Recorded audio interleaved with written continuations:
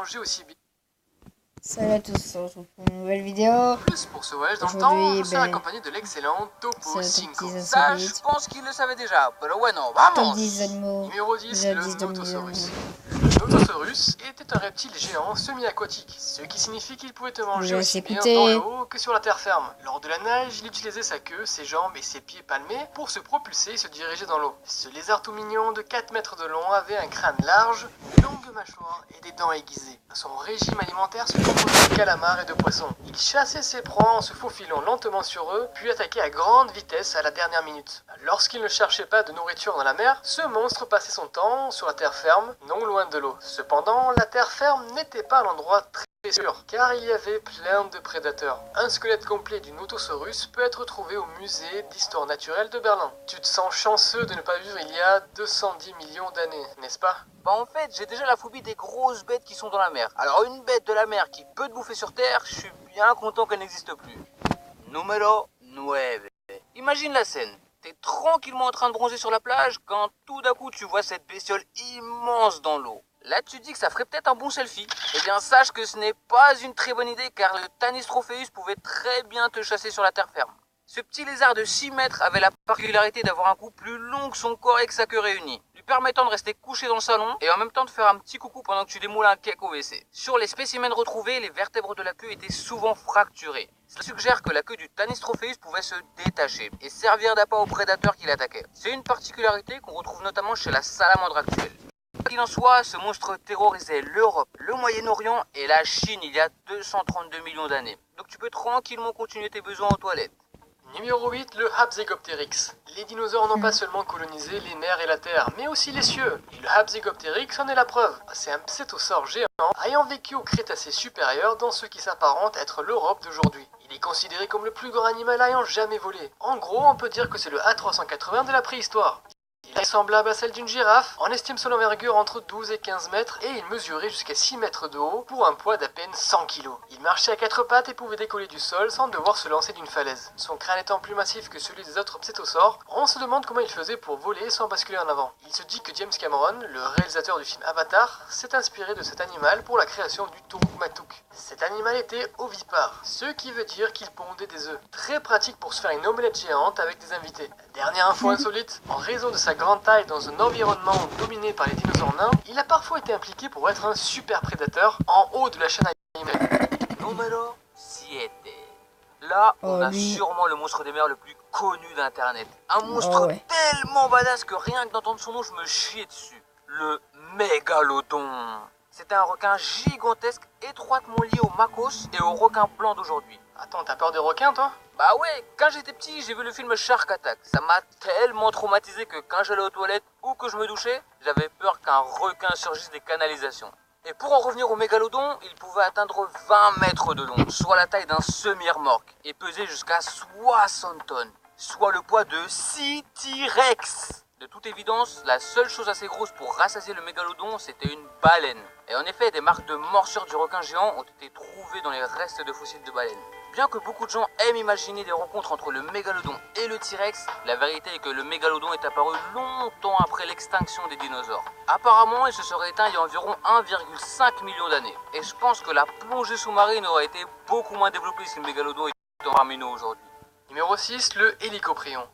Le Hélicoprion est un requin ouvre-boîte, tout droit sorti d'un film d'horreur de série Z, ayant vécu il y a 270 millions d'années. Comme tu peux le voir sur cette photo, il a une scie circulaire à la place de la bouche, très pratique pour couper du bois. Mais bon, comme son régime alimentaire était principalement constitué d'ammonites et autres mollusques, il ne s'en servait pas pour couper du bois. En plus, il possédait en tout 150 dents, parce que tu vois, il avait l'impression de ne pas en avoir assez. Créature préférée des dentistes vétérinaires, il se servait de sa mâchoire en spirale pour foncer sur ses proies et les déchirer en deux. On ne sait pas vraiment à quoi ressemblait ce monstre, car il s'agit d'un animal cartilagineux qui se prête mal à la fossilisation et l'on retrouve très souvent uniquement la mâchoire. Et c'est pourquoi en tapant Hélicoprion sur Google, vous allez tomber sur différentes illustrations, images ou encore celle-ci. Quoi qu'il en soit, s'il avait été là aujourd'hui, Steven Spielberg n'aurait pas réalisé les dents de la mer, mais plutôt la scie circulaire de la mer. Dernière info croustillante, les dentitions en spirale ne sont connues chez aucune autre espèce de requin, ni chez aucune autre espèce de vertébré.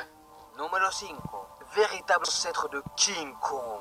Le Gigantopithèque était un singe géant, étroitement lié à l'orang-outan. On estime à ce jour l'envergure de l'animal à environ 3 mètres de haut, pour un poids de 200 à 500 kg. L'apogée de son espèce remonte à 1 million d'années. À cette époque, les populations évoluaient dans les forêts semi-tropicales du sud-est asiatique. Ce singe a été découvert en 1935 dans une pharmacie chinoise, où ses dents fossilisées étaient vendues comme remède sous le nom de dents du dragon.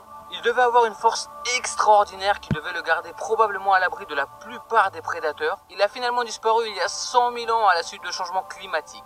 On ne sait pas vraiment de quoi était constitué son régime alimentaire. Certains pensent qu'il était carnivore, d'autres qu'il mangeait seulement des bambous. En raison de sa taille, le Gigantopithèque avait sûrement besoin d'une grande quantité de nourriture. Aujourd'hui, ceux qui croient en l'existence du Yeti et du Bigfoot émettent la théorie selon laquelle ces créatures seraient des spécimens contemporains du Gigantopithèque. N'empêche, de tous les animaux qui sont passés jusque-là, celui-là est celui qui m'effraie le moins.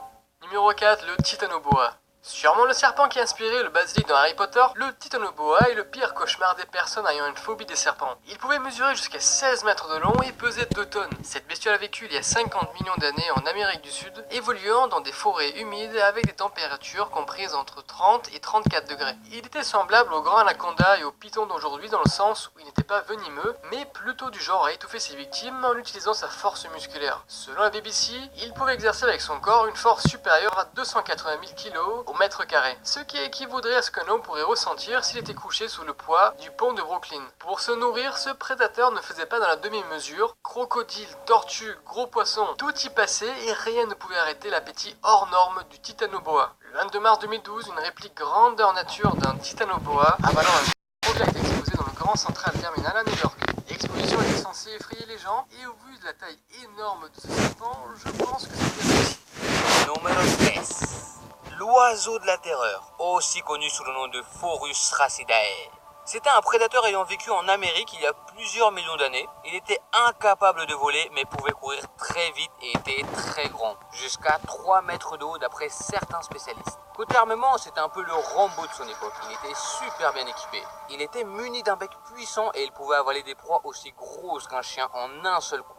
De plus, grâce à ses griffes en forme de crochet, ce monstre pouvait tuer et dévorer des proies beaucoup plus grandes comme un chameau ou un cheval. C'est l'un des plus grands prédateurs ayant jamais existé, ce qui lui a valu d'être surnommé l'oiseau de la terreur par les premiers paléontologues qui ont étudié ses restes de fossiles. Les causes de son extinction ne sont pas vraiment connues. Il y a une possibilité selon laquelle l'être humain l'aurait chassé à l'extrême, un peu comme ce qu'on a fait avec le dodo, le grizzly mexicain, l'otarie du Japon, etc., etc. Cette hypothèse est peu probable, car cet oiseau vivait dans des régions peu peuplées à l'époque. Il a peut-être aussi été victime de la concurrence d'autres prédateurs plus rapides comme certains félins. Numéro 2, l'Estemenosuchus. L'Estemenosuchus, dont le nom veut dire crocodile à couronne, était une créature fort sympathique ayant vécu au milieu du Permien il y a 267 millions d'années. La particularité de celui-ci, c'est qu'il avait de nombreuses cornes sur la tête. Les paléontologues ont longtemps débattu de la fonction de ces cornes. Certains pensent qu'elles jouaient le rôle d'ornement, servant à impressionner les autres animaux, et d'autres ont émis l'hypothèse qu'elles permettaient à ces animaux de combattre entre eux. Il avait également une série de dents monstrueuses et aiguisées, mais les scientifiques ne sont pas sûrs de ses préférences alimentaires. Personnellement, je crois que cette chose est assez grande et effrayante pour manger absolument tout ce qu'elle voulait. Numéro 1. Quand on évoque les dinosaures, on pense directement au T-Rex et au Triceratops. Mais il y avait aussi le Spinosaurus. Les restes de cette énorme bête ont été trouvés en Égypte en 1915. Et le paléontologue qui les avait étudiés affirmait qu'ils étaient plus grands que le T-Rex. Cependant, ça n'a pas pu être prouvé puisque les fossiles ont été détruits dans un bombardement pendant la Seconde Guerre mondiale. Récemment, de nouveaux fossiles ont été trouvés et le Spinosaurus a finalement été déclaré le plus grand carnivore de tous les temps. C'est ce qui le rend extrêmement badass sur l'échelle de la badassitude. Cette grosse bestiole pouvait atteindre 18 mètres de long, pesait jusqu'à 10 tonnes et avait une crête sur le dos. Son long museau de crocodile nous laisse penser qu'il passait beaucoup de temps dans l'eau et mangeait des poissons. Mais également des crocodiles, des tortues géantes et n'importe quel dinosaure assez malchanceux pour traverser son chemin. Même si le T-Rex sera probablement toujours le monstre préhistorique le plus populaire de tous les temps, le Spinosaurus est et demeure le plus grand prédateur qui a parcouru la Terre. Voilà, Inan. Venez faire un tour sur Cinco, il fait des vidéos top sur des sujets variés comme... Et voilà, cette vidéo, j'espère qu'elle vous aura plu. Tchuss!